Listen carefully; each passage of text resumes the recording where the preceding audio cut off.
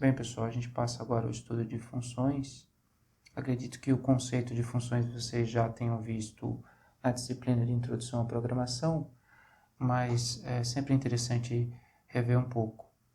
Então, a ideia básica de função é pegar um conjunto de comandos, um conjunto de operações, que você quer repetir várias vezes no seu código e colocar um nome para ele.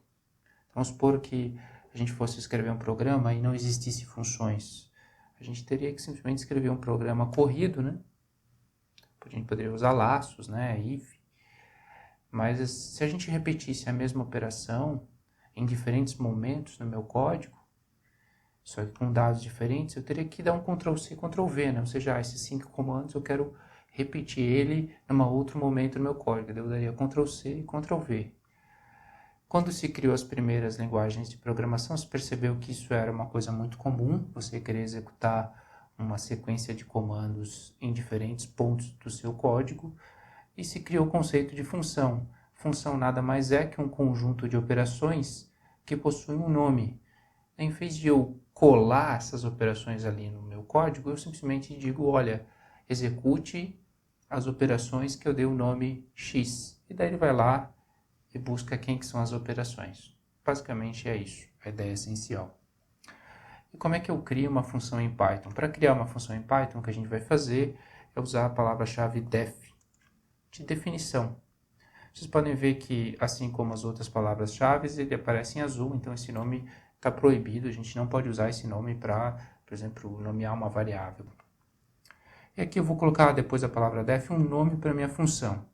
O exemplo que eu vou colocar aqui é um exemplo bem simples, mas ele permite que a gente entenda os conceitos básicos do que é uma função, que é uma função para somar dois inteiros. Obviamente é uma função tão simples que eu nem precisaria de uma função para isso, mas é só a título de exemplo. Então a gente vai colocar aqui soma 2.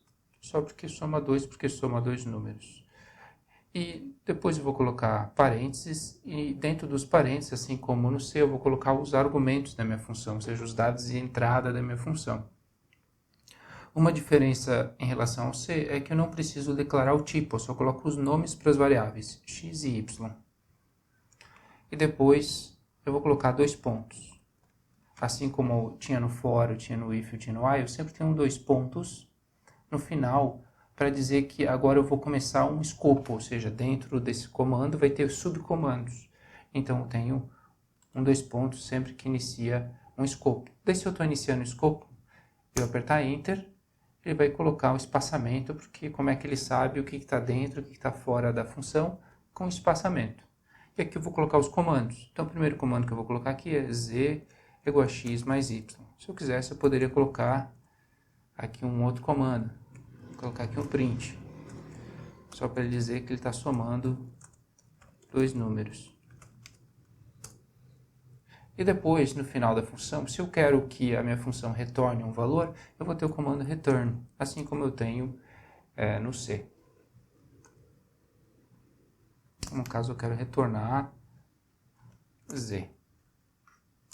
Agora, olha que eu executar o código, assim como a gente já notou anteriormente, o que acontece é que ele coloca no console um comando para executar o arquivo como um todo.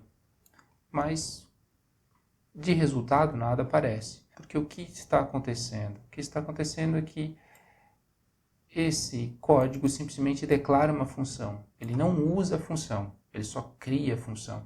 Então, a única coisa que acontece é que o Python copia para a memória dele esse conjunto de comandos e atribui a esse conjunto de comandos um nome, que é o nome soma2.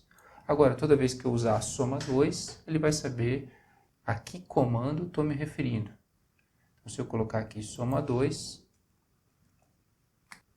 eu colocar parênteses, vocês vão notar que ele já aparece até uma ajuda aqui dos argumentos que eu posso colocar nessa função.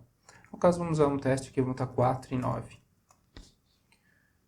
Ele executa o que está dentro, né? A gente colocou um comando print, soma dois números, ele calculou o resultado, né? 4 mais 9 deu 13, e retornou 13. Agora, se eu quisesse, né, eu posso atribuir esse resultado para uma variável. O que vai parar nessa variável x? O que eu coloquei no return. Então, isso aqui eu mandei imprimir na tela, então não vai ter nada a ver com a variável x. O que vai parar na variável x é o que tiver depois do return. Então, o que tiver depois do return vai ser a soma entre dois inteiros, que é o z, né? Que é 13. Então, aqui vai aparecer, no lugar, né, no resultado da função, vai aparecer 13. Então, se a gente for ver aqui, x é um inteiro com o valor 13. Agora, uma coisa interessante que acontece no Python com funções é que, como eu não declaro tipo, eu posso usar essa minha função para várias coisas diferentes, para várias variáveis diferentes. Por exemplo, eu posso somar também dois floats. Ele soma dois floats. Eu posso também somar duas strings, porque existe a operação de soma entre strings, como a gente viu. Então, a hora que ele, aqui na linha 10, ele for fazer uma string mais a outra, ele não vai dar um erro, ele vai somar como uma string soma. Daqui, olá, tudo bem. Retorna, então, uma string com o resultado da soma das duas strings. A lista também aceita a soma, né? Então, eu poderia colocar aqui duas listas, ele também aceita a soma das duas listas. Isso é uma vantagem do Python em relação ao C, então eu posso utilizar às vezes a minha função para várias coisas diferentes, porque ele não necessita que eu declare o tipo dos argumentos, e se aquelas operações podem ser feitas, que estão dentro da função, né, podem ser feitas para os tipos que eu estou passando, ele vai dar um resultado. Que nem aqui, né, eu passo duas listas. Quando ele entra dentro da função, ele vê, opa, tem que somar, ele consegue somar duas listas? Consegue. Então, não tem nenhum tipo de erro, ele executa. O segundo ponto que eu quero mostrar de funções que tem uma diferença em relação ao C, é que no C, uma das dificuldades que às vezes a gente encontra em termos de organizar o programa, o C só permite que você retorne um resultado no return. Você só pode retornar uma variável. O Python, ele consegue retornar vários valores. Então, só para mostrar um exemplo para vocês, eu vou colocar aqui def soma produto. Então, ele vai fazer a soma e o produto de dois valores. Então, eu vou botar aqui soma produto 2. E aqui eu vou colocar x e y. Então, essa minha nova função agora ela vai fazer duas coisas. Ela vai calcular a soma e o produto entre dois valores. Z vai ser igual a x vezes y e w vai ser igual a x mais y. Eu vou retornar dois valores. Como é que eu retorno dois valores? Eu coloco as variáveis que eu quero retornar, z e w. Agora eu apertei F5, o que aconteceu? Ele copiou esse código para a memória e atribuiu a esse código um nome, someprod2. Então, quando eu usar agora esse nome vai se referir a uma sequência de comandos. Esse comando já está carregado na memória, então agora ele já sabe quem é. Então, tanto se eu digitar soma e apertar a tecla Tab, ele vai aparecer ali com possibilidades de comando someprod2. Agora vamos colocar dois valores, 5 e 6. Se eu apertar Enter, ele dá duas respostas. A primeira é o produto entre os dois valores, que é 30, e o segundo é a soma dos dois valores, que é 11. Agora, como é que eu posso pegar esses valores e atribuir para uma variável? Vamos primeiro olhar se eu colocar um único símbolo no lado do esquerdo do igual. Então, eu vou colocar W a gente já usou, vamos tentar usar uma outra letra só para não confundir. Então, eu vou botar R é igual a soma produto 2. Se a gente for ver quem que é o R é um tuple. Como a gente já poderia perceber, na hora que ele imprimiu o resultado, vocês podem notar que ele colocou os dois valores entre parênteses, que é a notação do tuple. É aquele tipo que é muito parecido com a lista, só que ele é imutável, né? Eu não consigo alterar ele mais depois que ele é criado. Então, o que o Python faz? Ele permite que você retorne quantos valores você quiser. O que ele faz? Ele pega esses valores e coloca dentro de um pacote, que é um tuple. Então, ele empacota tudo e te retorna um tuple. Uma maneira de eu desempacotar, a maneira mais simples, seria fazer isso aqui, né? Eu quero que o primeiro valor do tuple vá parar na variável A. Eu quero que o segundo valor vá parar na variável B. Então, pronto, agora eu tenho os dois valores, um em cada variável.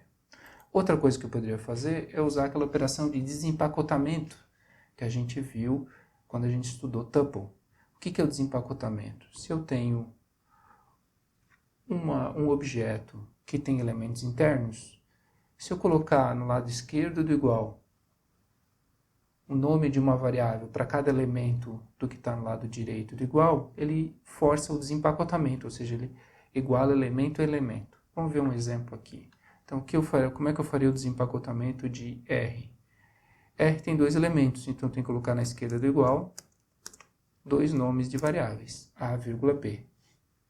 E no lado direito eu coloco o tuple. A hora que eu aperto Enter, o que ele faz? Ele avalia que o R tem dois elementos dentro e eu coloquei dois nomes no lado esquerdo. Então ele força o desempacotamento, ou seja, ele coloca cada elemento dentro de cada variável. Então essa operação aqui que está no comando 12, ela é similar ao 10 e o 11. Né? Ele faz o que está no 10 e no 11 de uma vez só. Outra coisa que eu poderia fazer é, quando ele já chama a função soma, a hora que ele pega o resultado, ele já desempacota. Então, eu poderia fazer isso aqui, ó. A, B é igual a soma produto 2. Está aqui outros valores, 8 e 9. O que vai acontecer? A resposta de soma produto 2 é um tuple de dois elementos. Então, ele vai executar essa função e vai substituir aqui o resultado, né? Vai ser um tuple. Um tuple com dois elementos. E daí o Python vai fazer a atribuição. Ou seja, ele vai executar esse igual aqui. Ele vai notar que no lado esquerdo do igual tem dois símbolos, no lado direito do igual tem um objeto com dois elementos dentro. E daí ele desempacota. Então isso é uma operação que a gente vai fazer bastante. Então a gente pode ir direto, né? Se eu quiser ter uma função que retorna vários valores, e já colocar cada valor onde eu quero para mim usar depois. Ainda existem outros aspectos sobre função, mas esses aspectos eu vou mostrar para vocês ao longo da disciplina, porque senão fica muito carregado de uma vez só. Eu vou mostrar o básico, a gente vai ver que a gente vai fazer bastante coisa, conseguir fazer outras coisas diferentes com função, mas por enquanto esse é o básico para a gente conseguir implementar os primeiros métodos. Uma coisa que eu gostaria de ressaltar para vocês é para vocês tomarem um cuidado. Uma função eu posso pensar como se fosse uma máquina, vamos dizer assim, que realiza uma operação. Eu tenho dados de entrada, eu tenho dados de saída.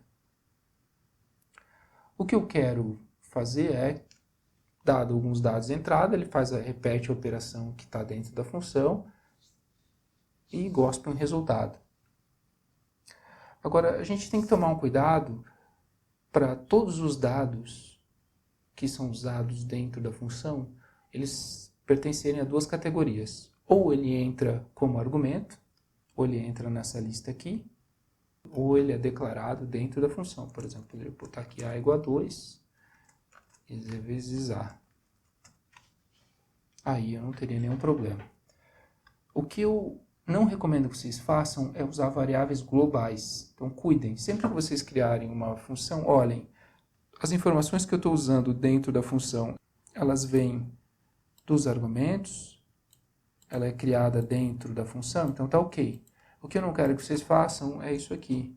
Isso aqui não é recomendado, tá? Eu tenho aqui W igual a 10, eu poderia aqui colocar vezes W. Funcionaria? Funcionaria, mas isso não é uma boa prática de programação, porque pode dar erro na hora de executar, porque depois você pode executar esse código em outro lugar, onde não existe a variável W criada antes, e ele vai acusar um erro. Então, não se recomenda fazer esse tipo de coisa. Então, pessoal, isso que eu queria passar para vocês de função. Esse daqui é uma sintaxe, como vocês podem ver, né? O Python é uma sintaxe bastante simples, mas mesmo com essa sintaxe simples, às vezes a gente tem mais flexibilidade do que em linguagens como Pascal, C. Isso vai ser bem interessante e vai facilitar para a gente criar códigos numéricos sem muitas dificuldades.